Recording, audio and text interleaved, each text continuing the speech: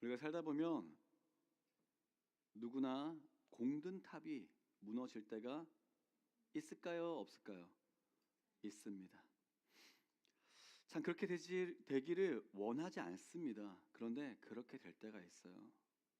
학생 때에도 참 많은 시간을 들여서 시험을 준비합니다.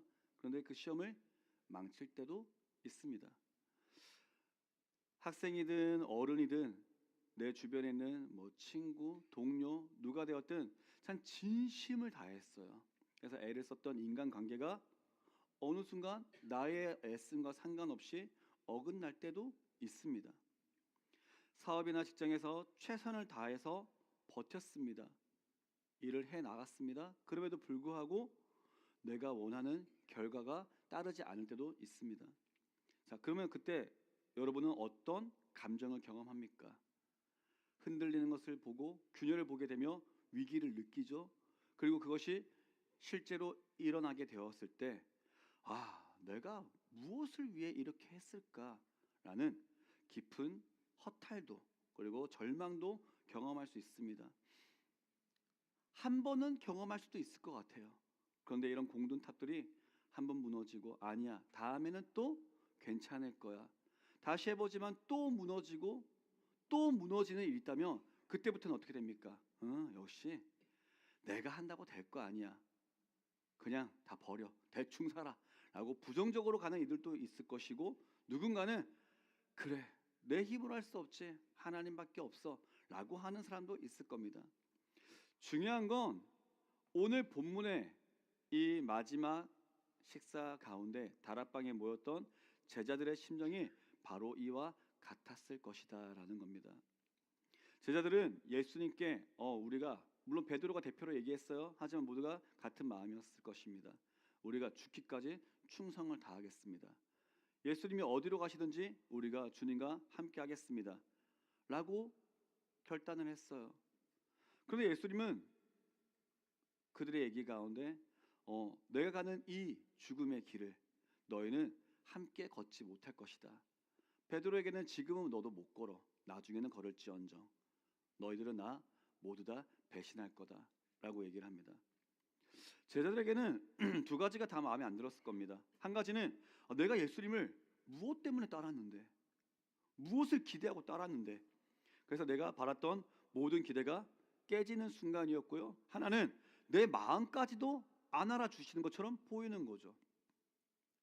모든 게 깨지는 순간이 찾아왔습니다. 우리에게도 이런 순간이 분명히 있을 수 있다는 겁니다. 우리는 어떻게 보면은 하나님께 기도를 하고 바라는 것이 내가 소중하게 여기는 것들, 내가 애쓰니 공든 것들이 깨지지 않게 해달라고 주님을 의탁하고 주님께 매달려요. 그런데 주님은 오히려 때로는 그것이 깨질 때가 올 거다라고 얘기하고 있는 거죠. 듣기 좋습니까? 듣기 싫습니까? 듣기 싫습니다. 우리 이런 얘기 듣고 싶지 않아요. 얼마나 이렇게 하는 얘기 가운데 참 만만하겠습니까? 그리고 그 위기의 순간이 올 때 우리는 어떻게 그러면 감당할 수 있겠습니까? 우리가 하나님을 의지해서 그런 일이 없게, 그럼 하나님이 하시면 되겠지라고 기대를 하는데 하나님이 그렇게 하도록 놔두신다면 누가 막을 수 있냐 이거예요. 막막할 수밖에 없겠죠. 이 고민에서 우리는 생각해야겠습니다. 뭐냐?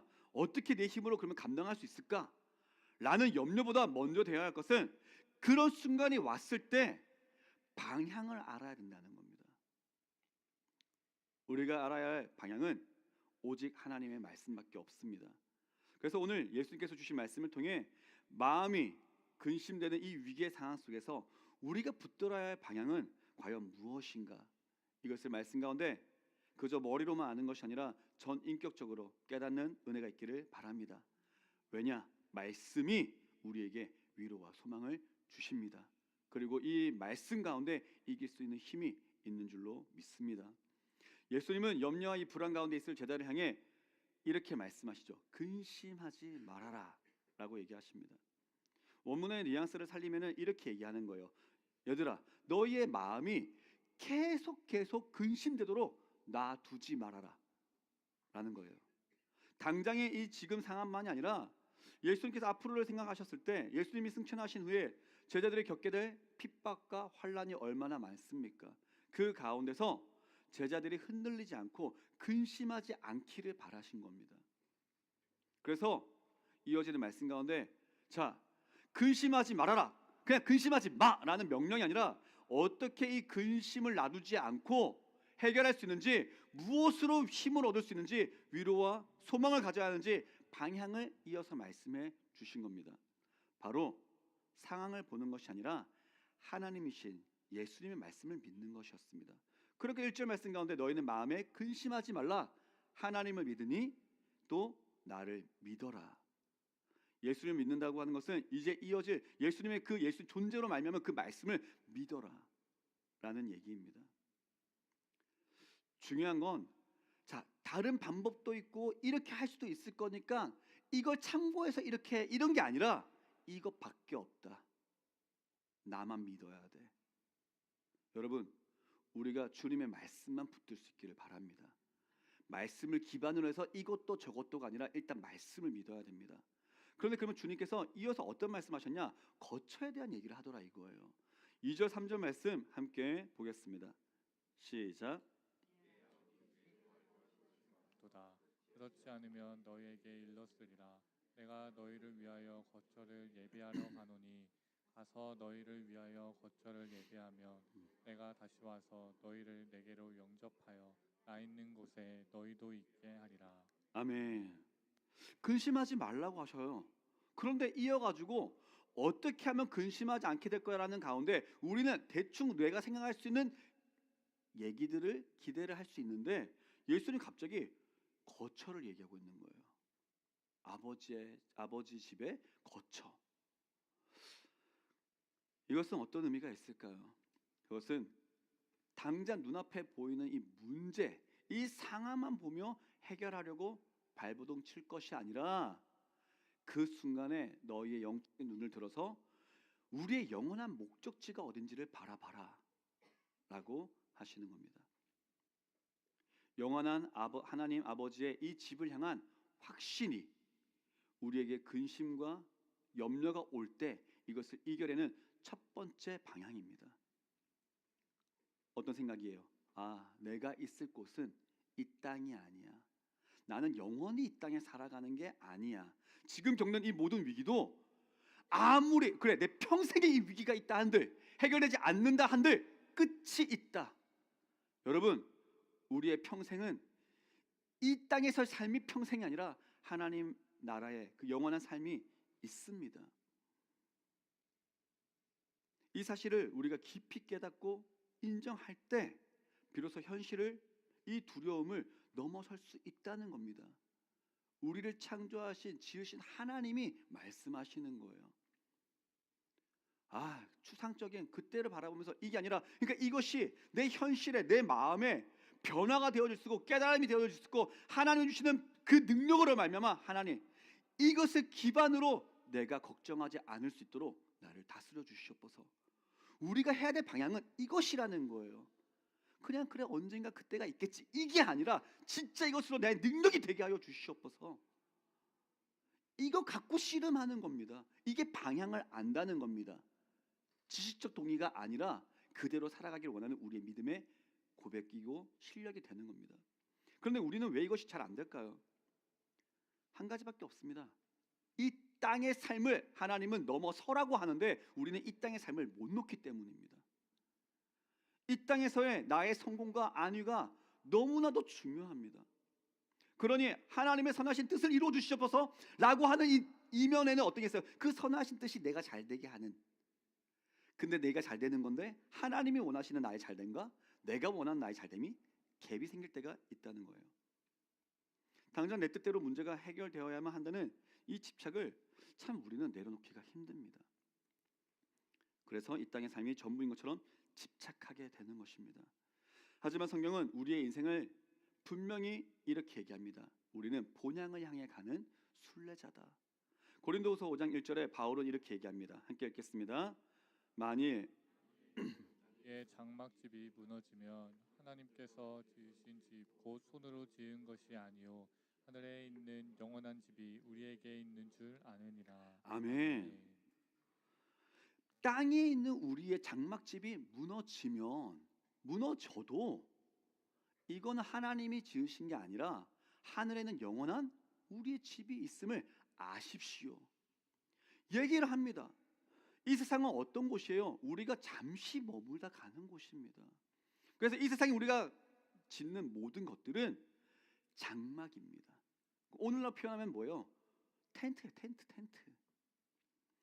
텐트가 진짜 집입니까? 아니에요. 아무리 우리가 좋은 장비를 갖고 비싸게 해서 밖에 나가서 텐트를 치고 있을 수 있다 하더라도 그게 우리가 진짜로 투자해서 간직하고 있을 만한 집이 되지는 않죠, 이기한 성도님. 네. 아무리 좋아도 집은 집이고 그건 그거잖아요. 그런데 살다 보면 그래서 우리가 쓰는 이 텐트 찢어질 때도 있어요.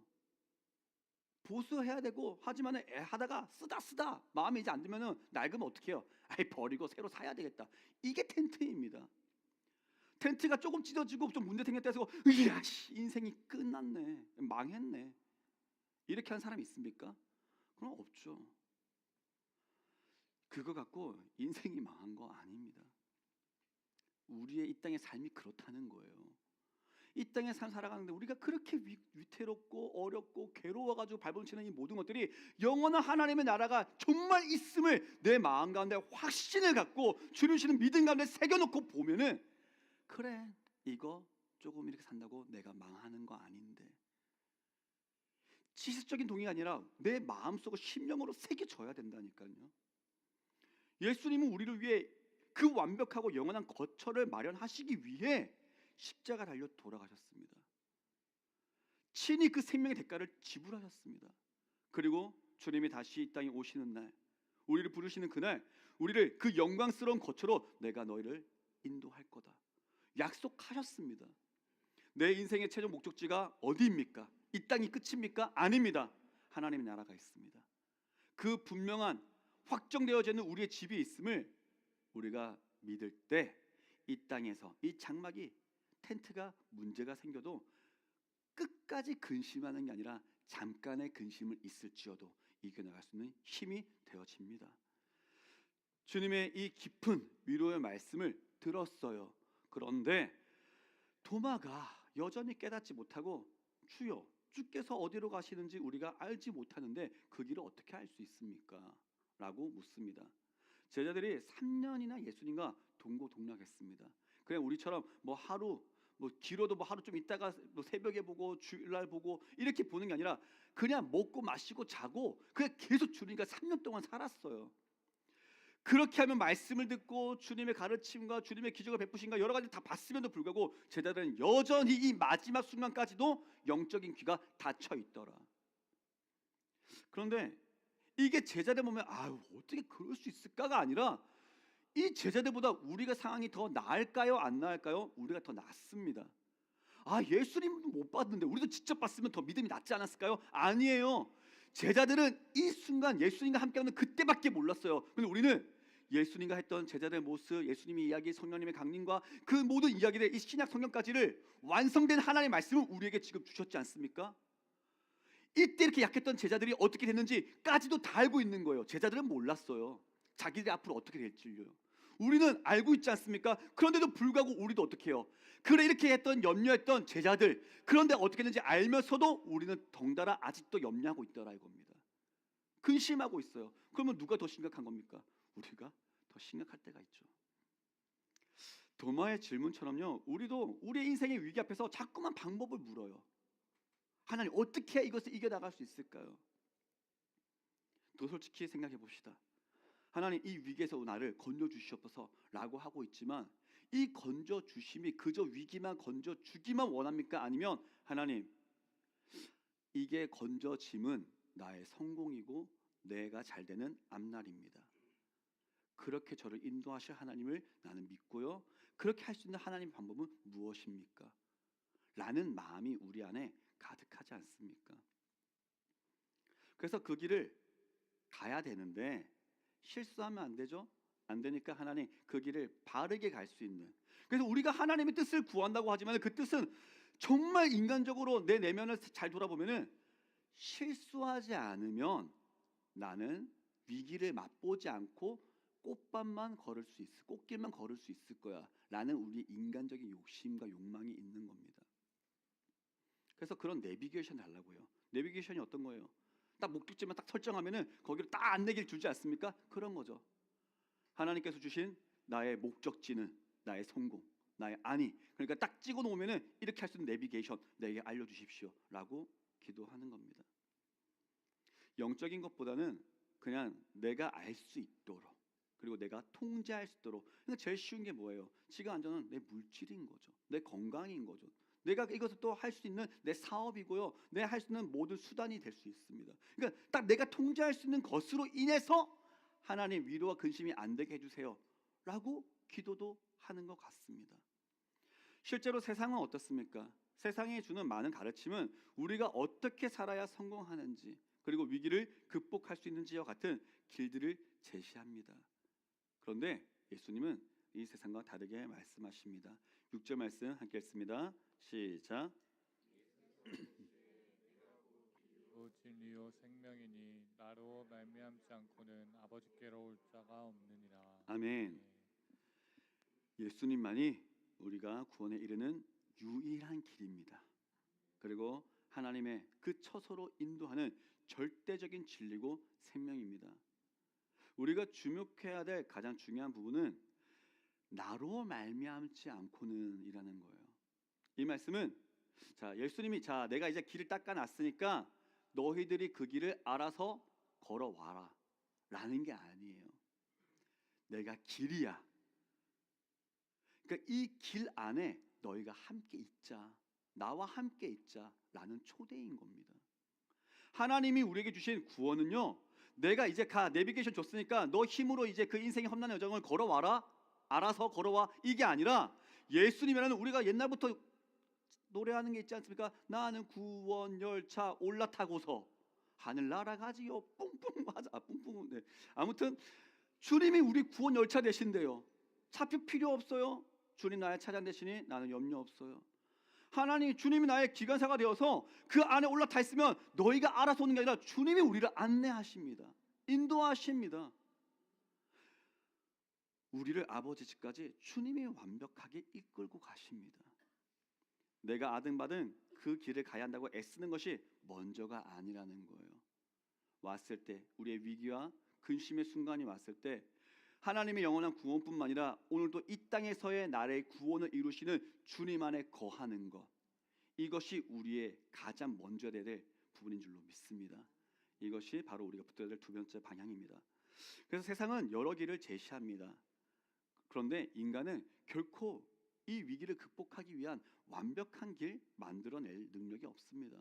뿐만 아니죠, 내 생명에 대한 이 구원은 인간의 능력으로는 절대 불가능한 일입니다.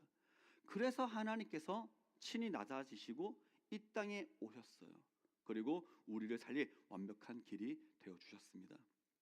때로는 위기와 근심밖에 보이지 않는 참 그런 어두운 상황이 우리 안에 있을 때 있습니다. 그럴 때 이 길입니까? 저 길입니까? 어디로 갈지 모르니까 두려울 수 있어요. 내 길이 어떻게 될까? 염려가 올 수 있습니다. 하지만 그때 앞을 보며 두려워할 것이 아니라 주님, 오늘 나의 길 대신 주님 안에 거합니다. 거하는 우리가 되기를 축복합니다. 도마에 이어서 이번에는 필립이 또 나서요. 이렇게 얘기합니다. 주여, 아버지를 우리에게 보여주시옵소서. 그러면 족하겠습니다 라고 요구해요. 빌립과 제자들은 앞서 말씀드렸듯이 예수님의 수많은 기적들을 바로 옆에서 함께 봐왔던 이들입니다. 오병이요, 귀신 내쫓음, 병자를 치유함 뿐만 아니라 전도 여행하면서 그런 권세를 주셔가지고 스스로도 경험을 했습니다. 그런데도 불구하고 예수님이 대단한 분이신 건 맞는데 진짜 하나님이시다 라는 거에 대해서는 아직도 온전히 깨달음이 없더라 이겁니다. 그러다 보니 당장 눈에 보이는 확실한 표적이 있어야만 안심하는 인간적인 연약함이 여전히 남아 있었습니다. 빌립의 이 말에 예수님은 내가 아버지 안에 거하고 아버지는 내 안에 계신 것을 내가 믿지 못하냐? 그토록 긴 시간을 함께 보냈음에도 불구하고 이 깨닫지 못하는 제자들 주님은 안타까워하셨습니다. 그리고 이 근심하는 제자들에게 이제 세 번째 방향으로 기도라는 놀라운 특권을 알려주십니다. 12절에서 14절 말씀 함께 보겠습니다. 시작. 진실로 진실로 너희에게 이르노니 나를 믿는 자는 내가 하는 일을 그도 할 것이요 또한 그보다 큰 일도 하리니 이는 내가 아버지께로 감이라. 너희가 내 이름으로 무엇을 구하든지 내가 행하리니 이는 아버지로 하여금 아들로 말미암아 영광을 받으시게 하려 함이라. 내 이름으로 무엇이든지 내게 구하면 내가 행하리라. 아멘. 이 말씀도 우리가 참 좋아하는 구조 중에 하나입니다. 내 이름으로 무엇이든지 내게 구하면 내가 행하리라 하니까 진짜 무엇이든지 구해요. 내 정욕을 위해서도. 물론 무엇이든 구하십시오. 성령님께서 말할 수 없는 탄식으로 우리 위해 중보하십니다. 때로는 이 기도가 하나님의 영광이 되는지 아닌지 몰라도 하나님을 의지하는 그 행위 자체를 하나님이 분명히 받아주십니다.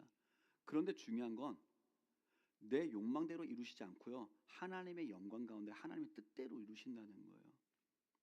그래서 우리는 때로 이 말씀을 내 소원을 무엇이든지 들어주신다라는 걸로 오해하면 안 된다는 겁니다. 예수님의 이름으로 구한다고 하는 건요, 그저 내 이 정욕적인 목적을 위해서 주님을 이용하는 게 아닙니다. 오히려 15절 말씀에 예수님을 사랑하는 자는 예수님의 말씀을 지키는 자입니다. 나를 사랑하는 자는 내 계명을 지키느니라. 그러니까 기도에 대한 말씀도 얼마나 많이 있습니까? 근데 그 말씀의 맥락들을 다 보면은 성경에 있는 전반에 모든 걸 걸쳐서 너가 원하는 거 무조건 다 해가지고 너 욕심을 램프에 진이가 되어줄 거야가 아니라 하나님의 영광을 위해 하나님의 뜻이 이루는 통로로 그 기도를 사용하리라 라고 얘기한다는 겁니다. 그래서 이 약속이 강조하는 것은 몇 가지 의미가 있어요. 먼저는 예수님 스스로가 이 기도를 들으시고 응답하시는 내가 하나님이다 라는 게 한 가지가 있고요. 그리고 하나님 아버지께로 기도할 때 이것을 그 교통케 하실 수 있는 중보자가 내가 된다. 그래서 예수님의 이름만이 우리의 구원이 되신다. 더 나아가서는 그 이름으로 구한다고 하는 것은 이게 중요합니다. 그의 뜻과 목적에 내 마음을 온전히 맞추겠습니다 라고 하는 의미가 있습니다. 사도 요한은 이렇게 말합니다. 제가 읽겠습니다. 요한일서 5장 14절 말씀. 그를 향하여 우리가 가진 바 담대함이 이것이니 그의 뜻대로 무엇을 구하면 들으심이라. 아멘. 내 기도의 목적이 하나님 아버지의 영광과 뜻에 일치되는 것, 이때 무엇이든지 구하는 대로 행하십니다. 왜냐? 그것이 하나님의 뜻이기 때문입니다. 그래서 우리는 늘 이것을 위해 기도하는 거예요. 하나님의 뜻이 하늘에서 이룬 것 같이 이 땅에서도 이루어지게 하여 주시옵소서. 내 뜻이 아니라 하나님의 뜻이죠. 다른 기적이나 이 내비게이션을 찾지 않고 오직 예수님의 그 길되심을 믿고 의지하며 그 안에 거하려고 하면은 우리의 기도도 성숙하게 됩니다. 어릴 때야 그게 좋은 건지 안 좋은 건지 모르고 그냥 달라고 하는 게 맞습니다. 그런데 믿음이 성장하고 자라면서는 내가 이런 요청을 할 때 우리 아빠 마음은 어떨까? 엄마한테는 어떨까? 이게 옳을까 그를까? 기준이 생기지 않습니까? 하나님의 말씀을 우리가 알아가고 이해할수록 주님이 나의 어떤 존재이신 건지, 그분이 나를 위해 무엇 때문에 이 땅에 오시고 무엇 하셨는지를 더욱더 깊이 경험하면 알수록 우리의 기도도 함께 성장하게 됩니다. 그래서 이 기도 가운데 이 문제만 해결해 주세요 라는 것을 결국은 넘어설 수 있습니다. 어떻게 하냐? 이 위기와 고난을 통해서도 하나님의 영광이 드러나게 하여 주시옵소서. 기도할 수 있게 되는 거예요. 예수님은 주님을 믿는 자들이 예수님께서 행하신 일뿐만 아니라 더 큰 일도 너희가 할 것이다 라고 말하십니다. 우리가 어떻게 예수님보다 더 큰 일을 할 수 있습니까? 이것은 질적인 차원에서 얘기 아닙니다. 왜냐하면 피조물인 우리가 어떻게 창조주이신 예수님보다 더 큰 일을 할 수 있습니까? 이럴 수는 없어요. 이것은 양적인 차원의 일입니다. 육신을 입고 그 땅에 계셨던 예수님께서는 이스라엘이라는 제한된 땅에서 복음을 전하셨습니다. 하지만 이후에 성령 세례를 받은 제자들은 그리고 교회를 통해서 이 복음이 온 유대와 사마리아와 이를 넘어서 전 세계 수많은 영혼을 구원하는 큰 일이 되어졌습니다. 주님은 그렇게 오늘 또 우리를 통해 일하시기를 원하십니다. 진리를 깨닫지 못해서 떨고 있었던 이 제자들은 이후에 오순절 성령 강림 이후 완전히 달라지게 됩니다. 진정한 영적 진리. 자, 오늘도 우리가 이 말씀을 듣습니다. 내 머리로만 알고 끝나는 것이 아니라, 이 인간적 지식에서 끝나는 것이 아니라, 눈에 보이는 기적으로만 끝나는 것이 아니라, 성령님의 역사를 내가 온전히 경험하게 되어질 때 믿어지더라, 믿음의 실력으로 살아갈 수 있게 되더라 라는 겁니다. 영원한 목적지가 그래, 이 땅이 아니라 하나님의 나라가 있음이 진짜 맞아, 이렇게 확신하게 되었을 때 그들은 더 이상 이 세상에 있는 것들로 근심하지 않았습니다. 두려워하지 않았습니다. 잠깐은 올 수 있을지라도 하나님께 맡기고 그것을 돌파해 나갔습니다. 그러니 심지어 가장 두려운 순간이 언제일까요? 우리 생명을 잃어버리는 거지 않습니까? 그 순교의 자리에서도 두려워하지 않고 믿음으로 드리는 사람이 되더라라는 겁니다. 우리도 제자들처럼 이 공든탑이 무너지는 절망의 순간이, 위기의 상황이 올 수 있습니다. 그때마다 이 근심을 해결하기 위해서 그 상황을 내가 완벽하게 통제할 수 있도록 하나님 내게 길과 내비게이션을 주시옵소서 라고 하는 게 아니라, 이 근본적인 해결책은 주님의 안에 거하는 것이지. 그때 하나님의 말씀이 기억나기를 바랍니다. 잠깐 지나가는 이 나그네와 같은 이 삶에서 하나님, 이 텐트가 잠깐 찢어지고 문제가 생긴다고 우리가 모든 것을 잃어버린 것처럼 좌절하는 것이 아니라, 하나님, 제게 예비되어진 영원한 아버지의 집이 있습니다. 이것이 내게 확신으로 이어지게 하여 주시옵소서. 기도합시다. 그리고 주님 안에 거하고 그 주님께 기도하며 나아갈 때 이 위기와 근심까지도 들어쓰셔서 하나님의 영광이 드러나게 하시는 통로가 될 줄로 믿습니다. 그리고 복음의 증인이 되게 하실 줄로 믿습니다. 그렇게 우리를 통해 더 크게 하나님의 일하심으로 사용하실 하나님을 기대하시기를 축복합니다. 그러면 넉넉히 이기는 이 땅의 삶이 되기를 간절히 바랍니다.